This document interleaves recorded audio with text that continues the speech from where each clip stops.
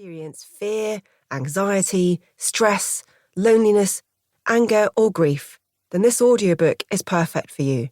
This is not a book written for robots. This is a book written for humans who experience the full maelstrom of life and secretly hope they might deserve a bit more. This is the audiobook I wish I'd heard 20 years ago. I did want to be superhuman, by the way.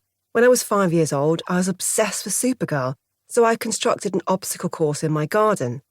I was convinced that if I got myself fit enough, I could teach myself to fly. I believed that if I could work up the courage to launch myself off the washing line, that I'd be airborne. I never did have the courage to try, mostly because I was terrified of what my mother would say if I broke her washing line. But I did learn to fly, and not in the sense you may think. Imagine we're all swans.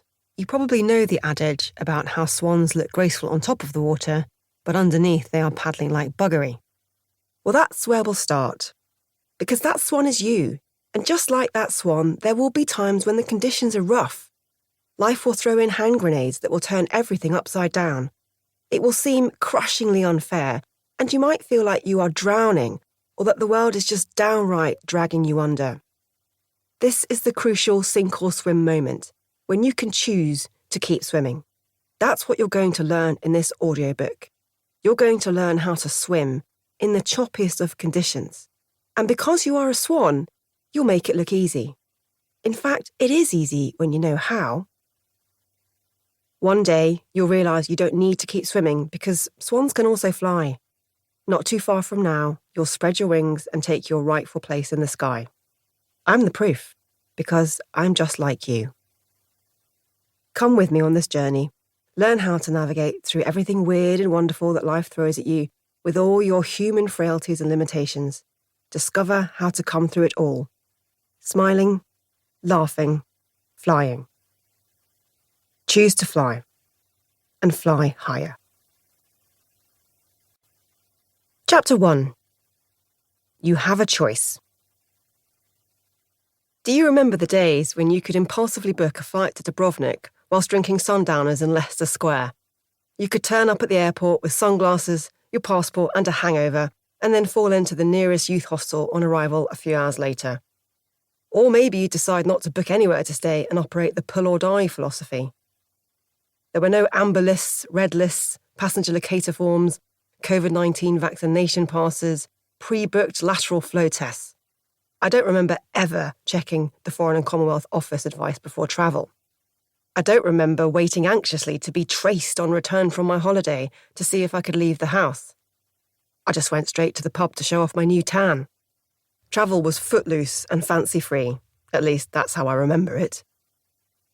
Then the 2020 COVID-19 pandemic struck, and all of that changed. Suddenly, there were rules. Lots of them. And paperwork, which you had to fill out in triplicate and include the precise details of your holiday, even down to which toilet you would be using in which restaurant and on which day. It seemed that navigating your way through an airport or attempting to board an aeroplane was just an excuse for some official to tell you which rule you were currently breaking. I was on a Turkish Airlines flight back from Dalaman when I wrote this. They had just served us a limp sandwich and informed us that people sitting in the same row were not to all remove their masks at the same time. We were to take it in turns to eat our lunch. Despite the fact that I was sharing a row with two people I live and eat with every single day, of course, we complied. It was preferable to suffering the embarrassment of a public telling off by the air steward. Now, I'm not saying this to have a go at the powers that be. I understand that these rules have been put in place to keep us safe, and what a wonderful world we live in where we have lots of people devoted to exactly that, keeping us safe. I'm certainly not suggesting I could have done any better. Well, maybe a bit better. But it does highlight an interesting challenge that is central to this audiobook and the subject of this chapter. Choice. Or more accurately, the apparent lack of it. I think it's fitting, as the sun sets on the COVID-19 era, to reflect on what it's taught us about choice. What has really struck me is this. We all pretty much followed the rules. Yes, I know there were some rebellions against the rules, but by and large, I think we're a pretty...